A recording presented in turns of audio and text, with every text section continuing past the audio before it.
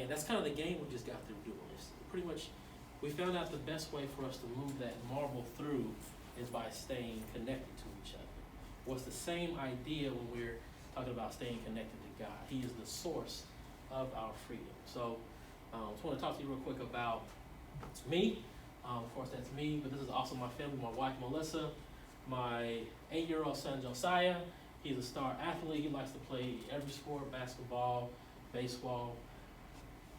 Really, soccer is his number one sport. As a matter of fact, this guy kind of threw me for a loop because when he was 3 years old, he would set up and play t-ball, to kind of in the living room, just set up and play t-ball.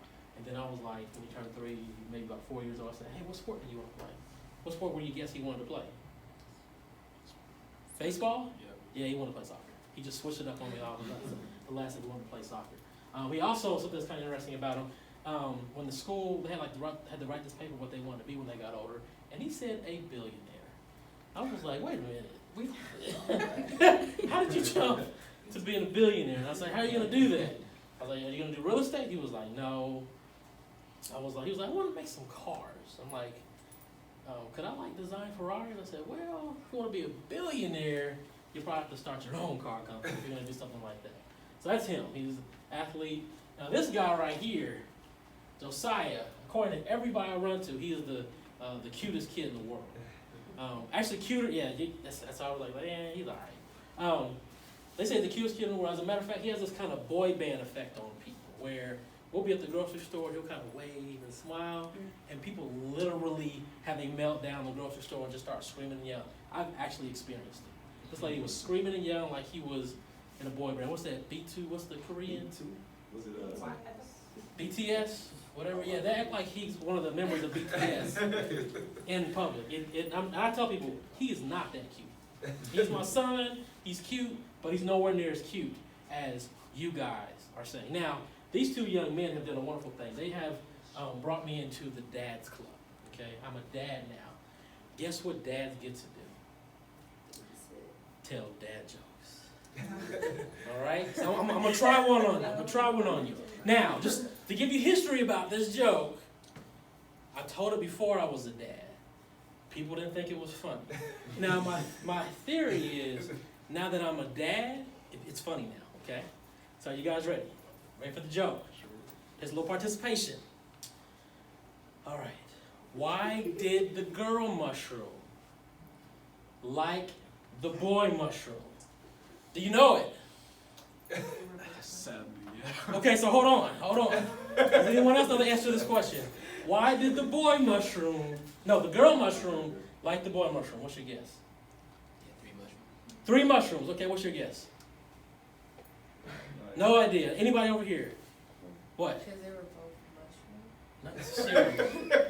It's because he's a fun guy. Oh, I get it. You get it. Okay. So the ones who don't get it, No, singular I get it. What is fungus. Fun guy. Plural Like is fun fun guy. You can have that. You can have the joke if you want to share it. But you wait till you're dad. However you want to do it. But you can have that joke.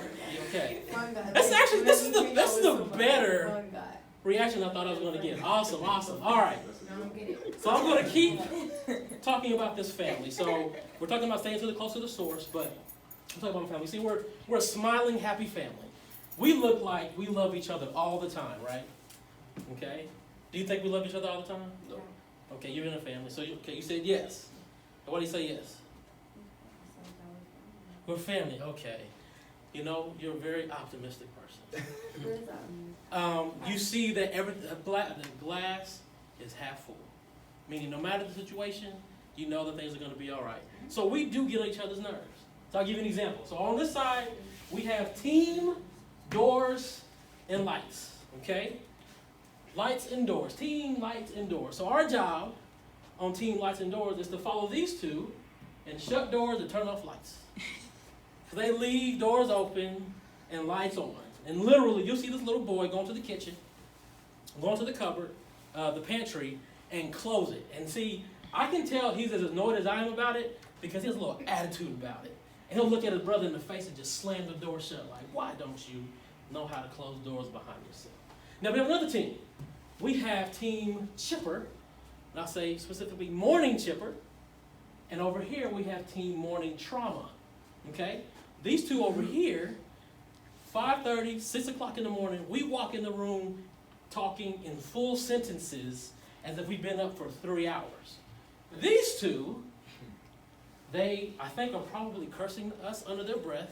They're going, it's 5 o'clock in the morning, 6 o'clock in the morning, because we're excited and they're not ready to get out of bed. We are annoying each other at all times. These three gentlemen here are on team testosterone. Okay? What that means is all the male hormones get together and we play football and wrestle, and I'll tell you this. Within 5 to 10 minutes of us playing, one of these two people are crying, or I've been hitting the nose, okay? My wife is across the room just shaking her head like, y'all tripping. Especially him. He's actually, I don't know if you know, he's actually, anybody play football on here? Okay, you know what happens under a dog pile? All that stuff? He does this out in the open. He will kick you in your mouth, he will step on your face, and he will grab stuff. He'll grab your cheeks and just squeeze them. And he's screaming while he's doing it too. This is team testosterone. Testosterone, we drive her bonkers. Also, I'll end with this one. I have no idea how they did this, but this one, he is 8 going on 9. This one is 3 going on 4. But for some reason, at 2 years old, they both would show us their impatience. I'm going to impatience with us when we're cooking them dinner. So they'll be sitting in their high chair, and we're cooking, and it's taking a little too long. And they would let us know in clear communication that they are very hungry. How do you think they did that? How did they let us know they were hungry? Huh? Okay, that's a good one. That's a good guess. Another way. That's exactly it. Our backs would be turning, and we would see forks and cups and plates coming out of nowhere, just thrown at us. And we're like, I guess they're hungry. So what we're talking about is patience here, okay? And the reason why we're talking about that is because that's one of, as a matter of fact, I'm going to give it away if I do this. Let me go ahead and jump to the scripture before I go to that, okay? Yes, I am the vine, you are the branches. Those who remain in me and I in them will produce much fruit, for apart from me, you can do nothing. What fruit are we talking about? Anybody have a guess? Yes? Apples. Okay, apples. Yes. What other apples? What other fruit are we talking about? And actually, it's not yes, but all right, I get you. Go ahead. What fruit do we think we're talking about? Grapes. That's another good guess. Because he said vine. Yes, I'm the vine, you are the branches. Those who remain in me and I in them will produce much fruit. Bananas. Okay, we got that. Okay, it was another thing. Okay, so we're not necessarily talking about the fruit you eat. What we're talking about actually can be found in Galatians 5:22-23. But the fruit of the Spirit is love, joy, peace, forbearance, or the common term, patience, kindness, goodness, faithfulness, gentleness, and self-control. Against such things there is no law. So what we're talking about here is, I am the vine. Jesus said, I am the vine, you are the branches. Those who remain in me, and I in them will produce much fruit. So if you remain in God, you will produce love, joy, peace, patience, kindness, goodness, faithfulness, gentleness, and self-control, okay? So in my family, you know, when the boys are throwing stuff, I could throw stuff back, but I'm not going to. I'm going to have patience because, you know, you're thinking, okay, I have patience. Do you think I'm having the patience on my own? Am I able to muster up the patience by myself not to throw a fork back at my son? Do I? No. How do I have that patience? I'm an adult? I wish it was that easy. I wish that because I got older, because the earth kept spinning and the calendar kept changing, that I would have more patience. It's not necessarily true. What are some other ways that we could actually be able to have this patience? Give you a hint. It's in this scripture. Oh, because you are the vine and he's the branch. Flip it. Jesus is the vine, and I am the branch. So by staying connected to him, I can actually produce this fruit. Because by myself, it even says, apart from me, you can do nothing. So because we're connected to him, we can actually produce this fruit, okay? So Josiah, another thing he likes to do.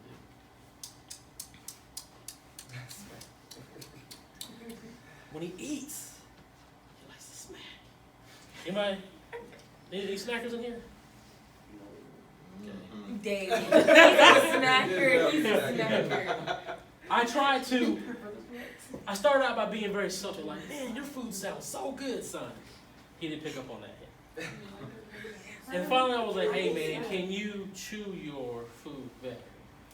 Without being connected to Jesus, what my response probably would have been is, again, I guess they must have gotten it from me throwing stuff at me, throwing my food at, or going to his plate and flipping it over and saying, dude, if you can't eat quietly, don't eat at all. But no, because I have God and I'm connected, I actually can have patience. So what's the good news? Okay, that's okay. You have patience. Okay, what's the big good news? Do you have to learn how to do stuff on your own? No.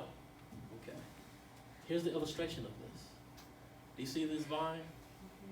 You see how these grapes? I don't know, I was gonna be so tall. I can't reach up there. These grapes up here. You see how they're connected? Connected to the vine. If I took that grape off that vine, what's going to happen to these grapes? You gonna have to eat them? So they're gonna have some kind of death. They're either gonna be eaten or stepped on, or just sit there and birds can eat it, or it's gonna rot. Okay, but because they're connected, or because we are connected, we can have love, peace, patience, kindness, goodness, faithfulness, gentleness, and self-control. All right. So, do any of you guys annoy anybody? Okay. Okay. Does anybody annoy you? Yeah. Okay. Okay. All right. So just hold on to that. I'm actually we're not going to talk about that right now. As a matter of fact, I think it's time for us. Can we bring it to our small groups now? Okay. So so just as we're talking more about this, just connect it. Think about how we're actually supposed to produce this fruit. But there's a specific way we're able to do that.